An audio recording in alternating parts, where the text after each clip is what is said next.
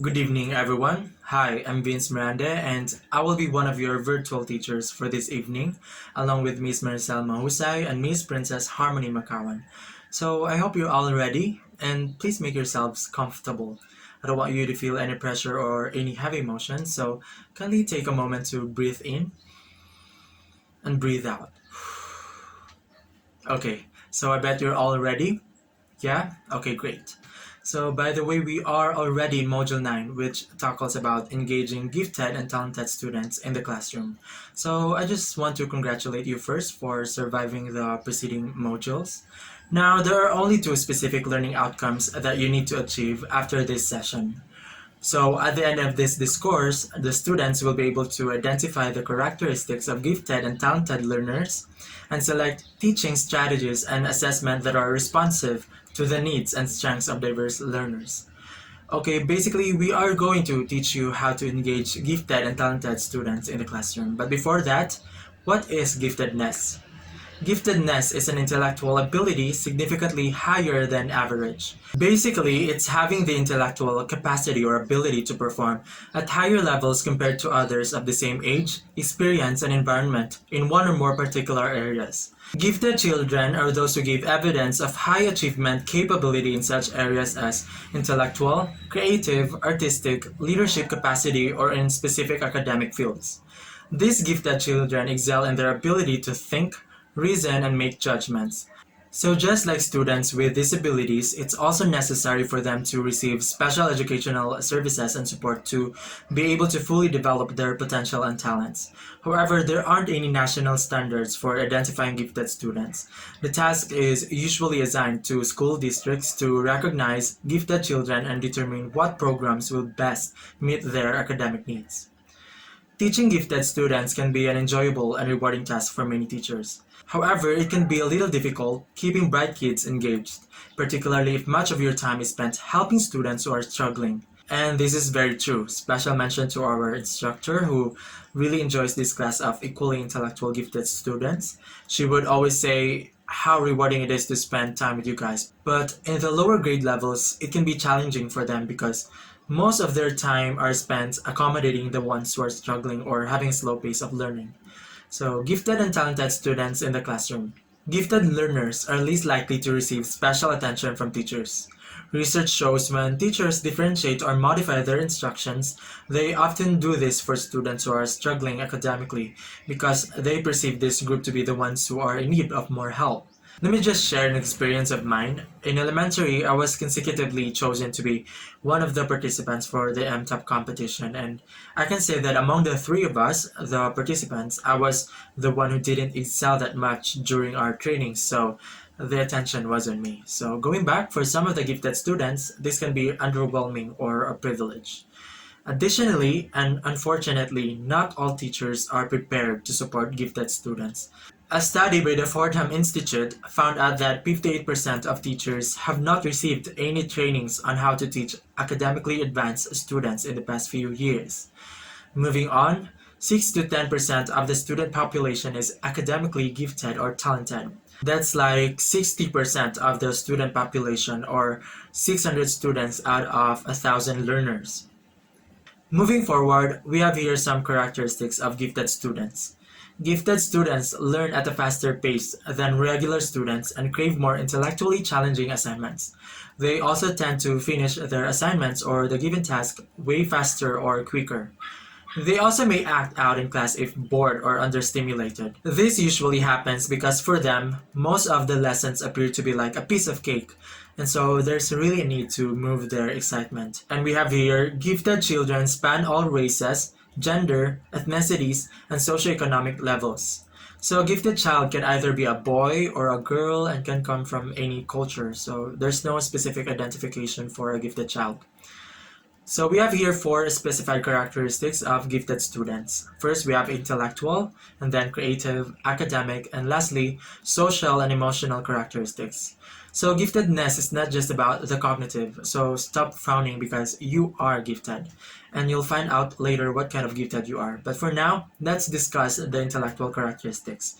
So we have here the traits. The first one is an IQ of 130 or greater. So if you have reached or surpassed this level of IQ, you are intellectually gifted. Students with 160 or higher IQ are called profoundly gifted. We also have advanced logical thinking, questioning ability, and problem solving behavior. If a student has this trait, then he's capable of solving complex problems and abstract reasoning. And we have early language development, including superior comprehension skills.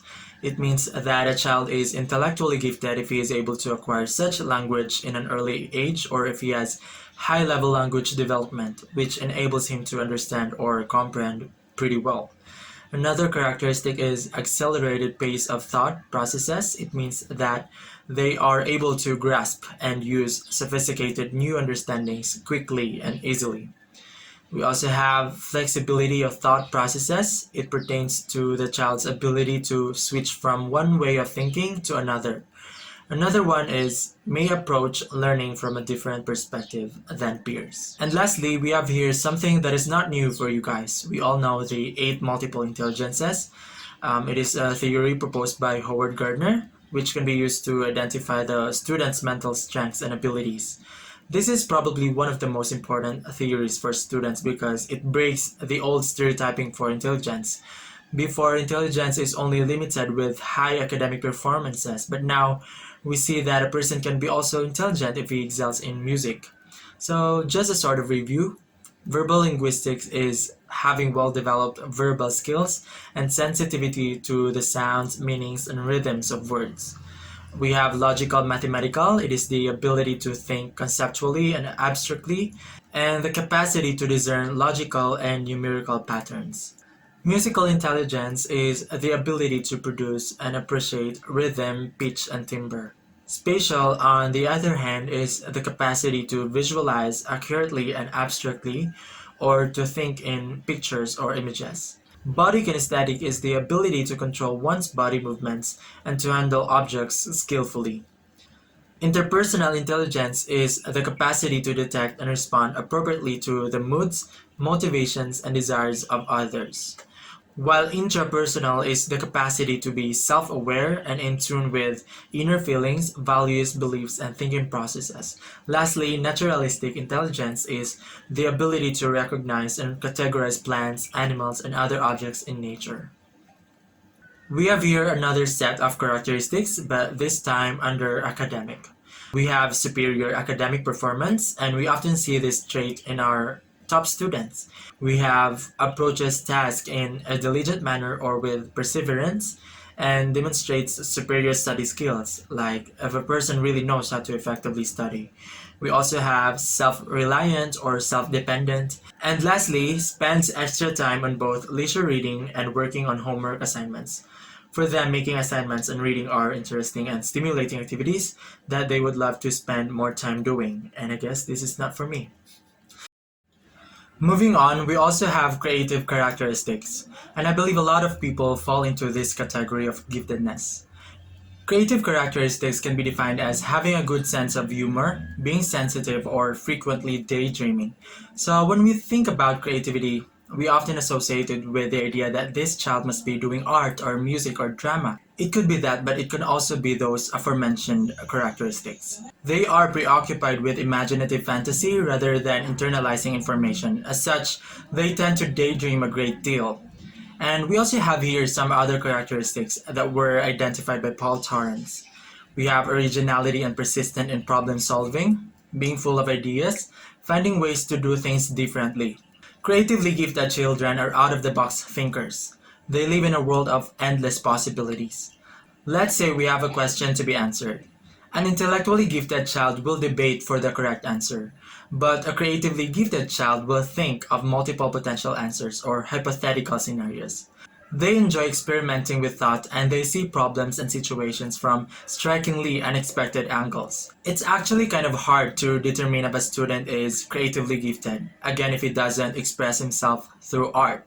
So it's really important that as teachers, we provide them with materials and tools that would help them express themselves. Last but definitely not the least, we have social and emotional characteristics. We have here high motivation and task persistence, high levels of sensitivity, self-awareness, and idealism. Gifted children under these characteristics may have difficulty dealing with their great sensitivity and finding peers who truly understand and appreciate their unusual and advanced perceptions. However, these children are highly motivated and aware about what's going on inside of them. They have a good knowledge and understanding of their own feelings and characters. They are idealistic and they often dream of perfection whether in themselves or other people. So perfectionism has two types, the healthy or adaptive perfectionism and the unhealthy or maladaptive perfectionism. And I think we should prefer the first perfectionism because it's the normal type of it. And it's completely acceptable because when we have this trait, we tend to derive satisfaction from achievements made from our intense effort.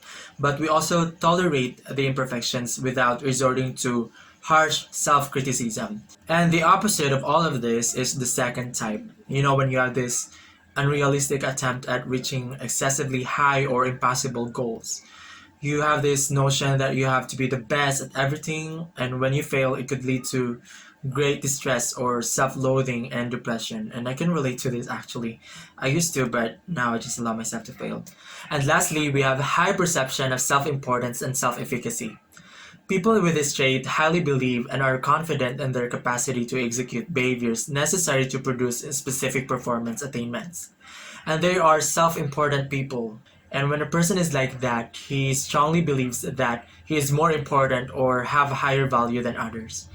Okay, so that's it for the characteristics of gifted students, and I think these characteristics must be worked on for them to really achieve social and emotional development because we all know that being too much can be mentally and emotionally exhausting. Now let's proceed to the anticipated lesson plans for these types of students. Here is Miss Maricel Mahusay. Good day, BSED English. This is Maricel H, or you can call me Teacher Cell if you want. And I am the second virtual teacher for this lesson, the Module 9, Engaged, Gifted, and Talented Students in the Classroom. A while ago, Sir Vince discussed about giftedness and its aspects. And my role is to discuss the role of the teacher in dealing with gifted and talented students. Are you ready? If yes, then let's get started. What should be the role of the teacher in teaching learners with giftedness and talent? You could be wondering what role that could be. All teachers should understand, plan, and implement a range of evidence-based strategies to assess gifted and talented students to differentiate instruction, content, and assignments for them, including use of higher order critical and creative thinking skills, and to nominate them for advanced programs or acceleration as needed. We could be wondering why gifted and talented students require special provision, knowing that they have excellence in terms of performance and advancement in terms of knowledge and thinking. Gifted students can assimilate knowledge rapidly, but they need opportunities to use that knowledge productively.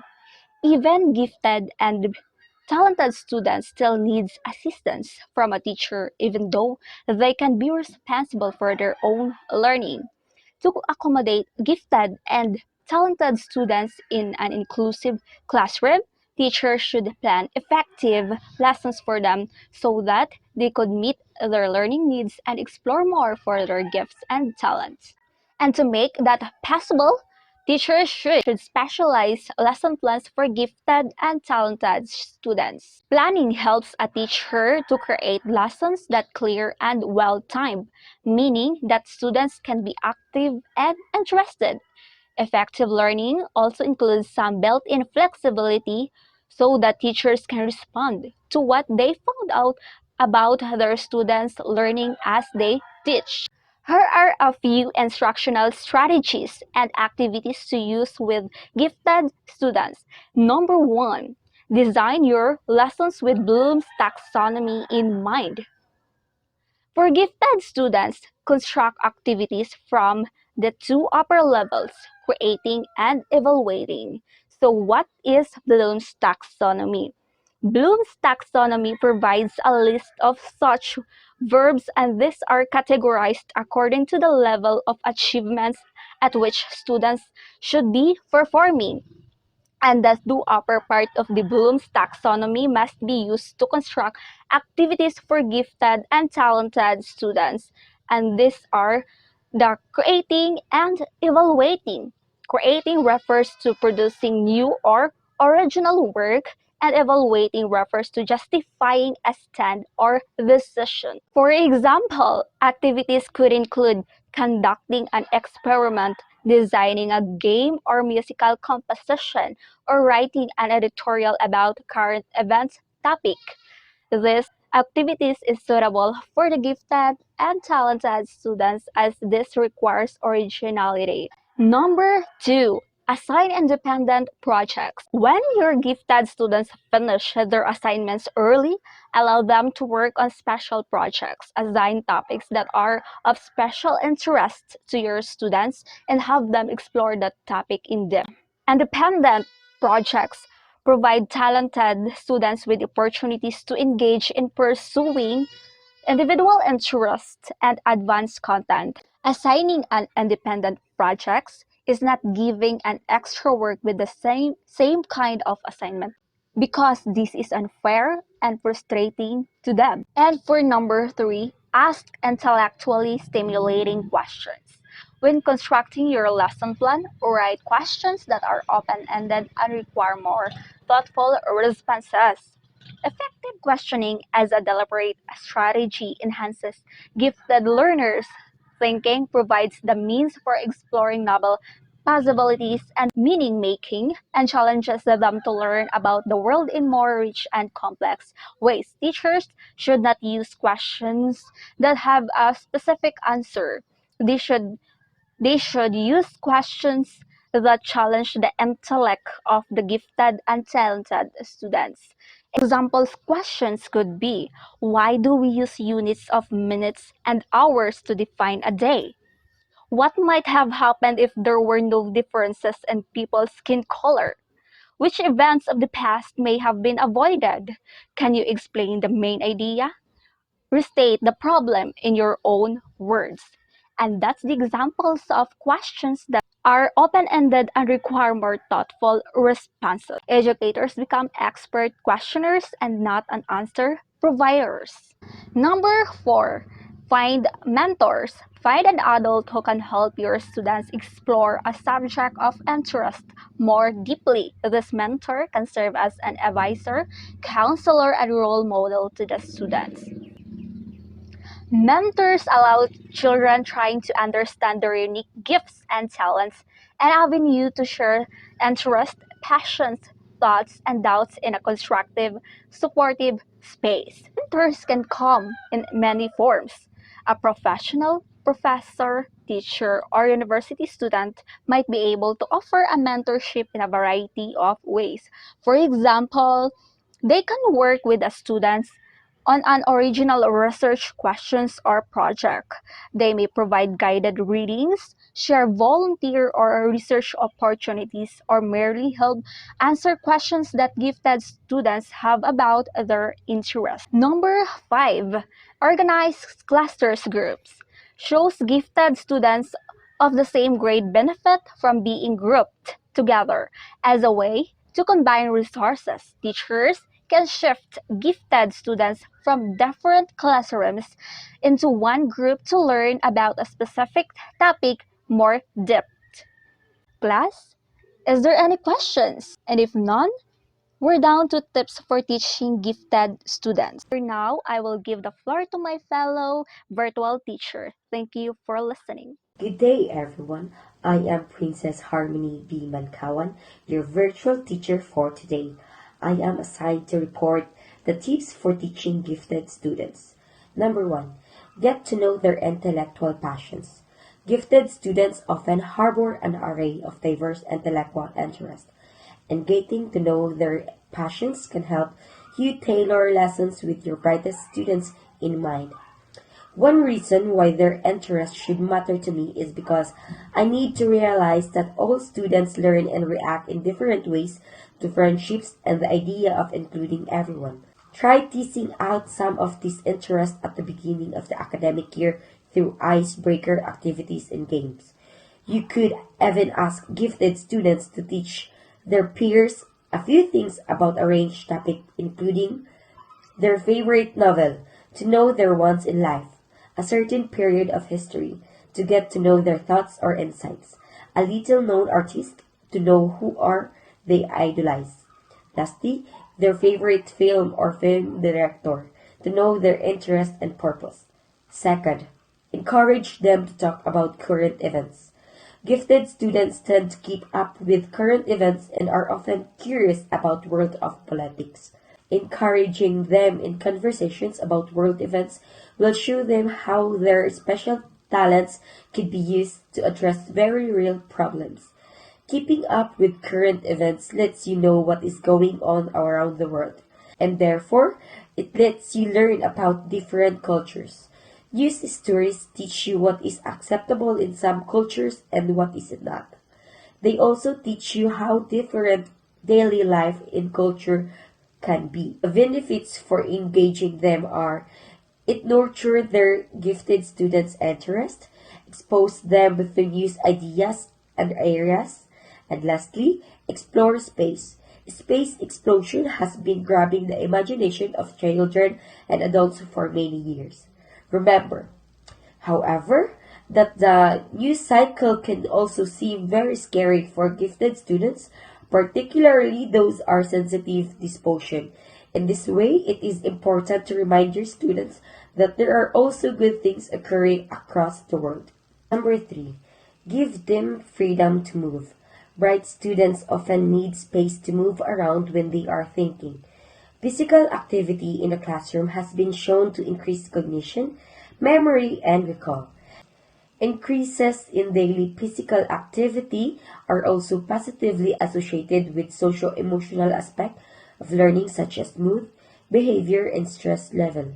And if your group of students is well behaved and the classroom is big enough, designate a few minutes every lesson for movement. This could be anything from pacing to jump on the spot, just to make sure they are safe and sensible. Number 4, don't forget their non-academic needs. It is not unusual to gifted children to face issues such as social anxiety, behavioral problems, or other kinds of mental health issues. They also tend to experience bullying more often than their peers. Relating to students' social and recreational needs, especially sports, clubs, and students' council. Although there is no universal definition, non-academic skills are generally considered to include attitudes and values, social and emotional skills, creative skills, and metacognitive skills. And if you notice that one of your bright students is acting up or seems withdrawn, let them be. Number 5, get gifted children involved in a group work. It is common for gifted children to want to lead teams, particularly if they feel they can get tasks done faster and more efficiently. Today, many gifted students still report that group work is unfair, unproductive, and unappealing to them, and wish that their teachers understood this. However, this can lead to isolation and an inability to work with others. Encourage them to exercise their social skills with group. The following ideas to improve group work for gifted students. For teachers, design tasks that ensure that no one in the group knows all the answers. This will require all students to learn new information and skills and practice cooperation. Second, do allow choices. Sometimes children choose their work groups. Sometimes the teacher chooses the work groups. Gifted students should certainly be afforded chances to work with other gifted students at times.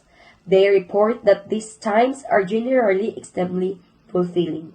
As I reflect on my frustration in the recent adult group work, I wish I've taken my own advice. But as Calvin from Calvin and Hobbes once said, live and don't learn. That's us.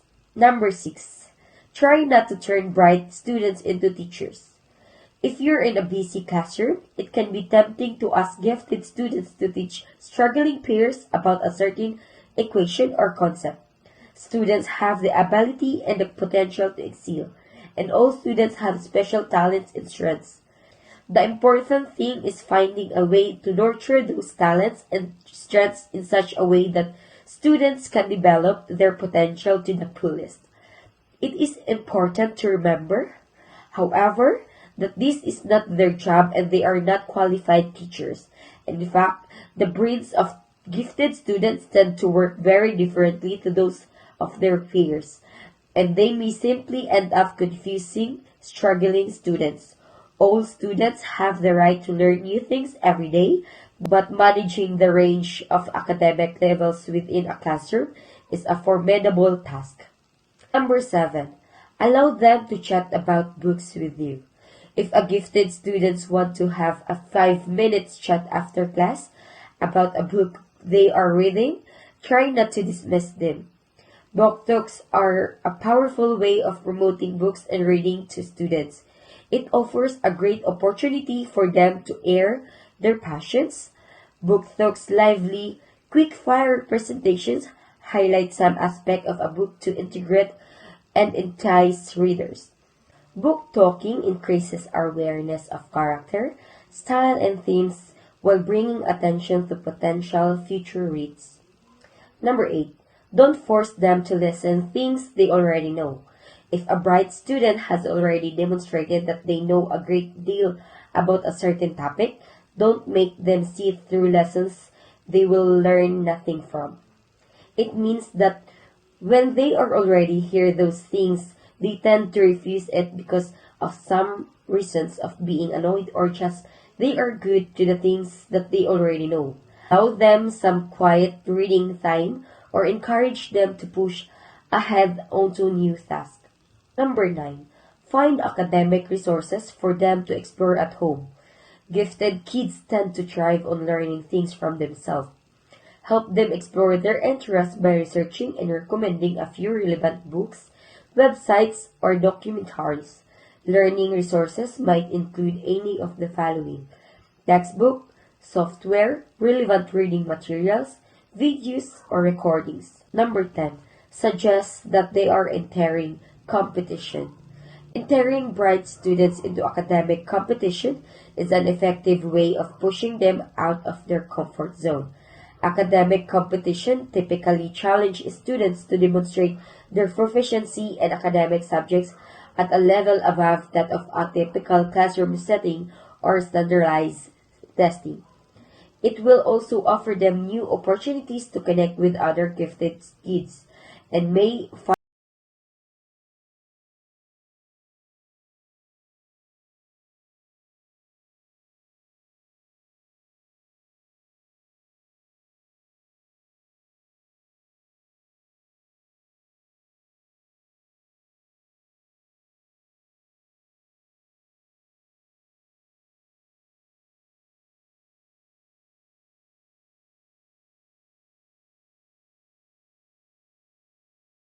Number 11. Teach them that less is sometimes more. Gifted students sometimes write assignments that span thousands of words in a bid to show off all their knowledge. Have a solid foundation. Some rules may seem a little outdated, yet they're essential in helping the child realize the importance of living better with less.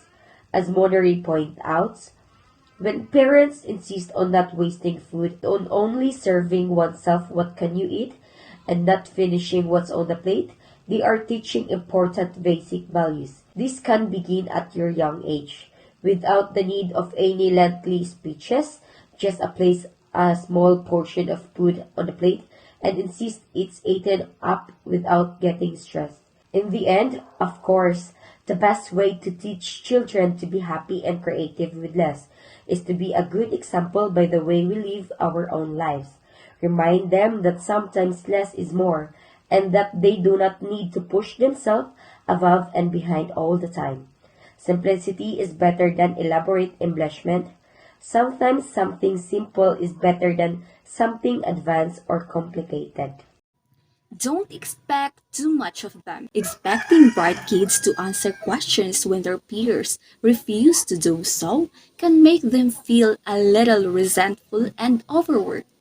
Let's refer to this situation. You, as a teacher, you ask question to the whole class regarding your discussion, and no one from the class answer your question. And so, kay wala may nag-answer sa imuhang question, tawagon na ba nimo ang gifted student kay kabalo jud ka as a teacher nga naa sila idea about sa imuhang question?